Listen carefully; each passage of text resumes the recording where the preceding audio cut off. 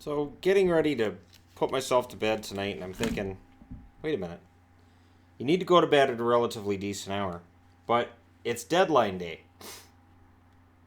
And on deadline day, people care about the deadline. By the time the deadline's over, and you're done with your live stream, there's no point in posting a preview. Not only that, but there's not much point in getting up early in the morning to do a preview that's going to be an hour or two before a live stream that will kill any views for that preview. So the only way to do a preview that people are going to watch it is to do it now. And what better way to kind of give you guys a little bit of a look.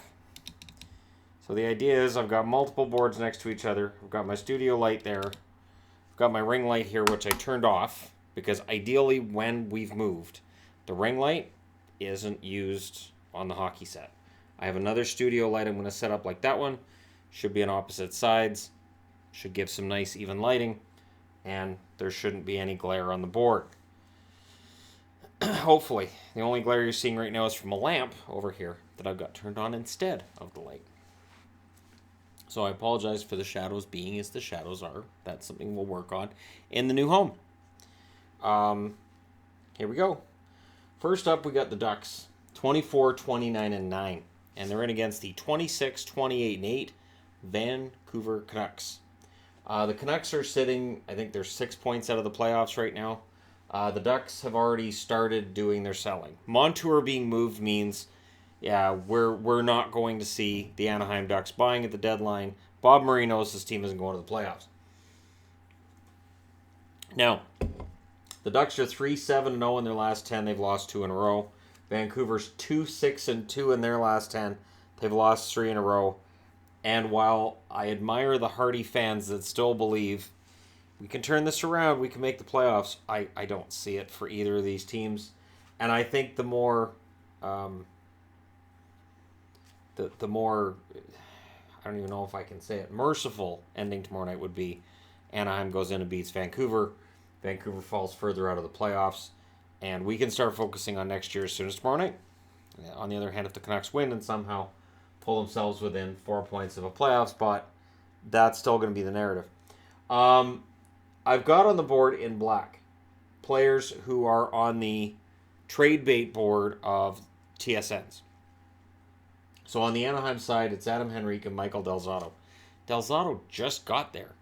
On the Vancouver side, it's Granlund and Goldobin. I don't think Granlund gets moved. But that being said, I only say it because I think his value is low right now. He hasn't had a fantastic season offensively. I'm not sure what the Canucks can get back for him. That being said, the addition of Gaudette, he kind of becomes redundant. Because when Sutter's in the lineup, you're going to have Sutter, Gaudette, Horvat, Pettersson. So you don't really need him there. What's that? Oh, yeah, no, I said Peterson. Like, I got him. No, not really. I just got you. Anyways, Goldobin, I do think, is likely to get moved, but you're going to have to give back at least some kind of return because Benning, I think, understands that Goldobin still has that potential, untapped and all. Scoring over their last 10 games, Raquel only has a goal and an assist, so 2 points. Perry, 2 goals, 2 assists. Silverberg, 4 goals. Ritchie, 1 goal, 2 assists. Kessler with a single goal. Lindholm, a goal and 2 assists. And Manson with 1 assist. There's virtually no scoring on this roster to speak of. On the Vancouver side, Horvat, 3 goals and 1 assist. Levo, thank you, Toronto, 2 goals, 2 assists for him. Besser, 4 goals, 2 assists. Peterson, 3 goals, 5 assists for him. Gaudette, 4 goals, 1 assist. Pouliot, 1 goal, 2 assists. Biega also has 1 goal, 2 assists. Does yeoman's work as a number 7 guy. Why not see if somebody might give you a mid to late draft pick or maybe a low-level prospect for Biega? Because he's a good guy, and I'd like to see him go to the playoffs, and, that'd be nice. Anyways, no confirmation on goalies, so I'm going to speculate away. I figure Miller, because I haven't heard anything about Gibson being back. Boyle's 1-2 with a .945 save percentage. Miller's 6-3-1 with a .928 save percentage. On the Vancouver side, it's going to be Markstrom. No confirmation needed for me. He's 22-18-7 with a .910 save percentage. Demko's the only other goaltender they own with a record. He has 1 win and a .923 save percentage. Anaheim's won both meetings between these teams this year, and I don't anticipate that changing. I really don't. Montreal's going into New Jersey tomorrow. Montreal's 33-22-7. New Jersey's 24-30-8, and they're playing out the string. Over their last 10, Montreal's 5-4-1. They lost their last game. New Jersey's 4-5-1. They lost their last game. But my guess is that tomorrow night's roster they put out on the ice may have a couple of holes in it that it doesn't have right now. The only one on the trade bait board from these two teams is Marcus Johansson, or Johansson as he's been pronouncing it in New Jersey. And he could go. I guess he's one of the ones we could see go in the morning. Scoring over their last 10 games, Tatar, 5 goals, 3 assists. Gallagher, 7 goals, 3 assists. Domi, 4 goals, 5 assists. Shaw, 4 goals, 5 assists. Kotkaniemi, 4 goals, 2 assists. Weber, 2 goals, 5 assists. And Petrie, 1 goal and 3 assists. Now that Weber's back and scoring points, Petrie's gone back to that support role behind him. Scoring on the New Jersey side, Bratt, 3 goals, 7 assists. So 10 points in 10 games for him. Good run. Palmieri, 3 goals, 5 assists. Wood, 3 goals and 1 assist. Kenny Agostino, who was waived by Montreal and picked up by New Jersey, 1 goal, 2 assists. Cini also with 1 goal, 2 assists. Severson, 1 goal, 4 assists. And Butcher with 1 goal and 4 assists in his last 10 games. Goaltending side of things, I expect Price here. Niemi overall is 8-5-2 with an 889 save percentage. Price 25-17-5 with a 916 save percentage. I kind of expect Schneider. Schneider's 3-8-2 with an 892 save percentage. Kincaid's 15-8-6 with an 891 save percentage. And surprisingly, New Jersey's won both meetings these teams have had this year. That's strange to me too. Now, on the Montreal side of things, I do see them kind of as renters. But when you look at the scoring over the last 10 games, I don't think they need a lot. I think that depth deals like what we saw with Weiss coming in and Thompson, I think that's the kind of thing we're going to see from them is depth additions. And definitely I could see a depth blue liner or two being picked up by Bergevin. And I wonder, could something happen with Niemi as well? His numbers this year have not been very good. And could Montreal look for an upgrade at backup? That's something I've been wondering about. I don't know the answer to that.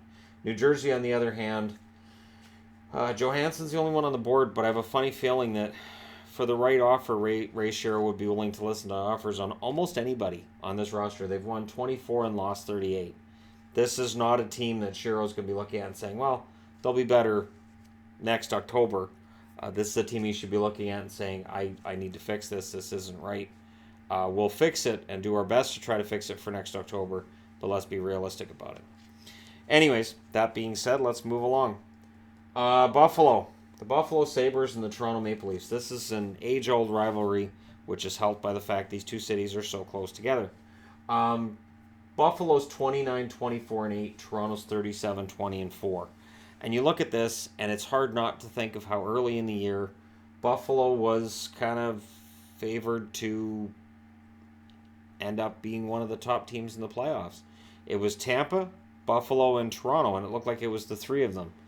And that's no longer the case. Now, can Buffalo come out tomorrow with a game in Toronto that's worthy? We'll see. The addition of Montour, and then we'll see what else happens from there. Ristolainen rumors were out there. I haven't got anything on my phone about it, but the rumors were definitely out there. They're 4-4-2 in their last 10. Are the Buffalo Sabres. They won their last game. Toronto's 6-3-1. They also won their last game. Trade bait board has Jeff Skinner for Buffalo. They list him at 50. I really can't see Buffalo trading Skinner.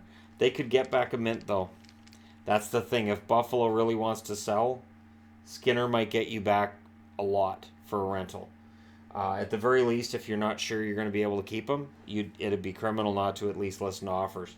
Janssen and Kapanen are listed on the board for Toronto, and I think there's good reason for that. This team has to extend Matthews, they have to extend Marner, and being able to keep the whole support crew together, it's not going to happen. You can't.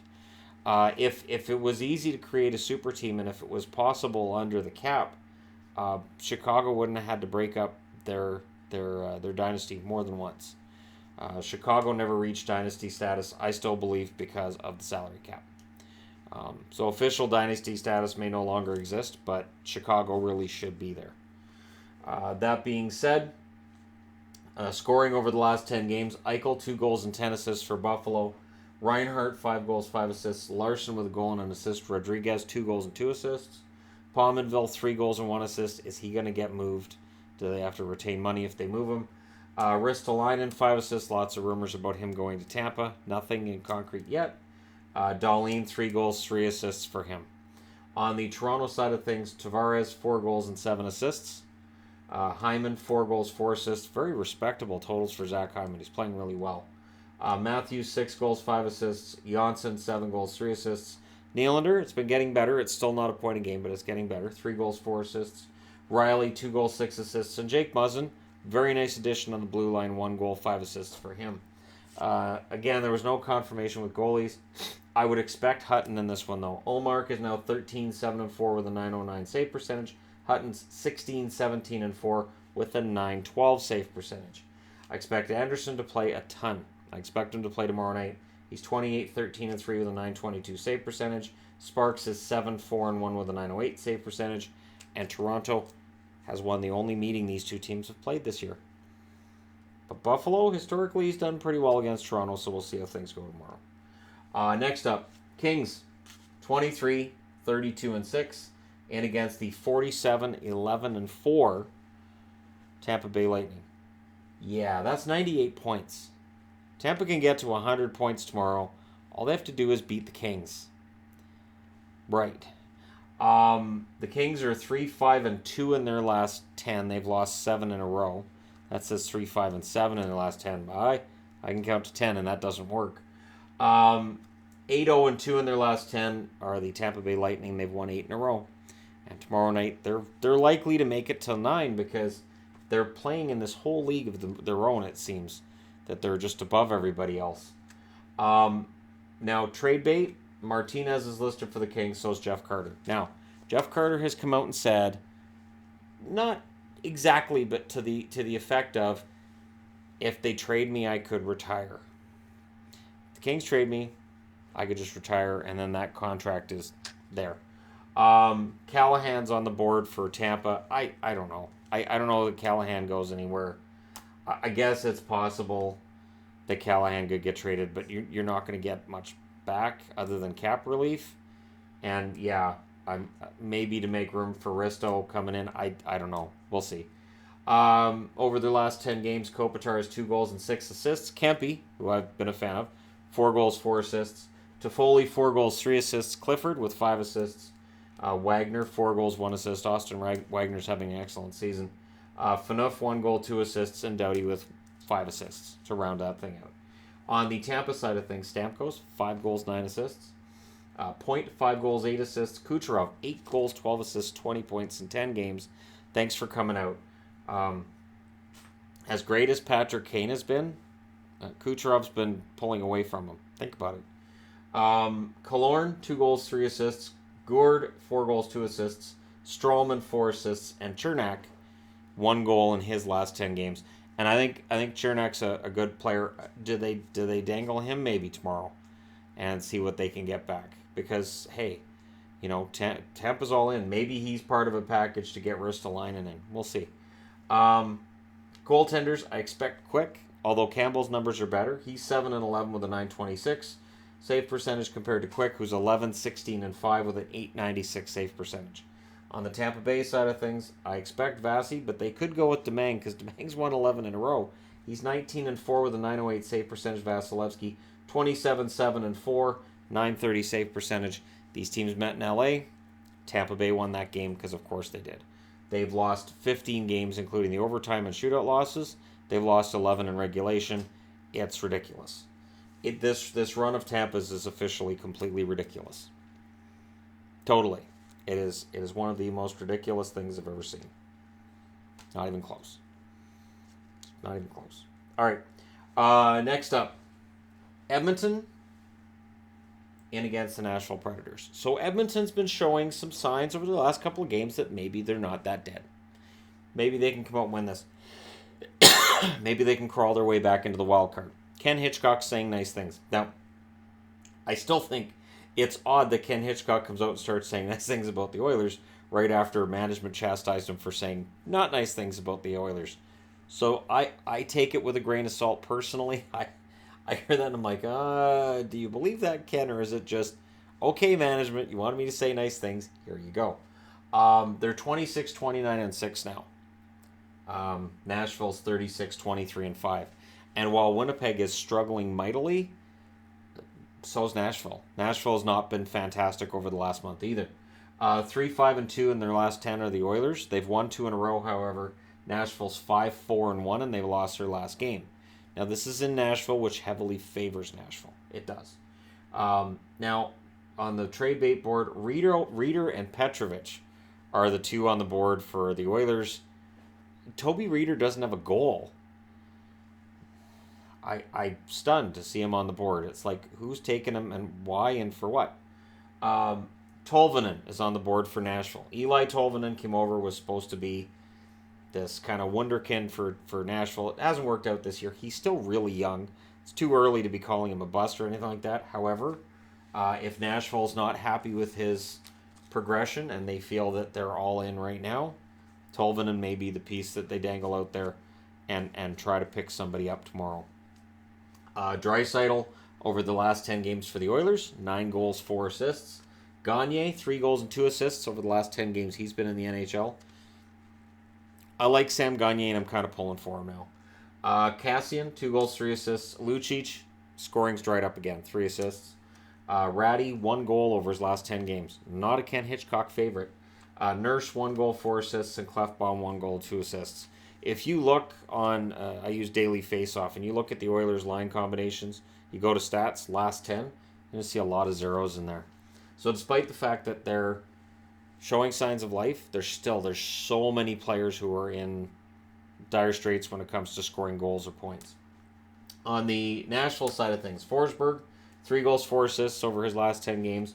Arvidsson, 5 goals, 2 assists. Johansson, 2 goals, 7 assists. Fiala with a goal and 2 assists. Kyle Turris, got to pick it up. 1 goal, 1 assist for him. Yossi, 5 goals, 8 assists. That's insanity as well. Ellis, 1 goal, 7 assists. It's almost as if Yossi found out Ekholm was the leading scoring defenseman about a month ago for Nashville, and he's like, no, that's my job. I'm the leading scoring defenseman. And off he goes. Goaltending, I expect Koskinen, because $4.5 million a year seems to have made a difference. Ever since about a couple weeks ago, I think he's played every game. He's 16, 14, and 3 with a .908 save percentage. Stollers, 4, 3, and 3 with a .902 save percentage would be the backup. On the Nashville side of things, I'm kind of tempted to say Saros would play here. Rinne is 22, 16, and 3 with a .914 save percentage. Saros is 14, 7, and 2 with a .912 save percentage. Both teams have won a game in between these two this year. So both teams, these teams are closer when they play against each other than one might expect. All right, let's move to the last game of the day. Let me just move this down just a little bit so we get all the numbers on the board. Sorry about my thumb. That's just my thumb. It's not a giant thumb creature. It's just a human thumb. Don't panic. And I'll apologize for the glare, and I'll try to stand so you can't see it. Florida, 27, 25, and 8. They're in against the suddenly hot 27, 24, and 11 Colorado Avalanche, a team very glad to have lost so many games in overtime and shootouts. 6-4-0 is the record of the Florida Panthers in their last 10. I believe they're 7-4 in their last 11. They won their last game. Colorado's 5-2-3 in their last 10, but they've won 4 in a row. That's not bad. Trade bait board, it is made up 10% of them are Florida Panthers. None for Colorado. All of a sudden, Colorado's not renting anybody. Brassard, Hoffman, Huberdeau, Kiselevich, and McGinn. And the one that's under the radar on this for me is Kiselevich. If Kiselevich is on the move, any team I cheer for picking him up, I'd be happy. I think he's a good depth guy, and I like his game a lot. McGinn, I don't think has shown enough since his return to say that anybody's necessarily going to pick him up, but stranger things have happened on trade deadline day. Huberdeau's not going anywhere. Hoffman may very well.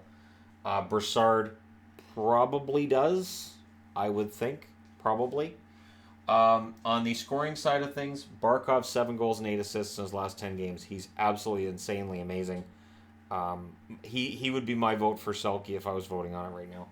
Vetrano 3 goals, 3 assists. Dadonov 3 goals, 4 assists.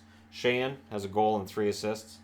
Borgstrom, a goal and 2 assists. If some of these guys get moved, Henrik Borgstrom may get more ice time, and thus we may see a bump in his scoring. Yandel, 2 goals, 6 assists. Ian McCoshen with a goal in his last 10 games for Florida. On the Colorado side, Kerfoot, 2 goals, 5 assists. He's been a part of this resurgence.